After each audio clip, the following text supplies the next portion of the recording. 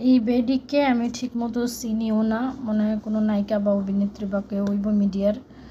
তবে এই বেডি মালদ্বীপে যায় এমন আকাম হয়তো বা করছে, ওই আকামের ডরে আমি কি করব?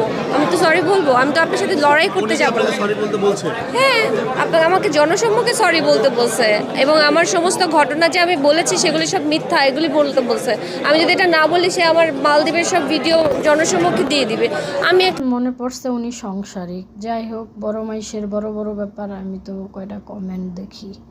আর আপনারা ফুল ভিডিও দেখবেন, কমেন্ট করবেন। মানবতা কোথায়, গণতন্ত্র কোথায়, মালদ্বীপের ভিডিও কোথায়, পাবলিক যে কত যাও। খেলার নাম বাবাজি, মালদ্বীপে গিয়ে খেলা করতেছেন। হা হা হা, নিজের ঢোল নিজেই পিটালো। ও ভাই, ও ভাই রে ভাই, ও ফাইনাল মে আর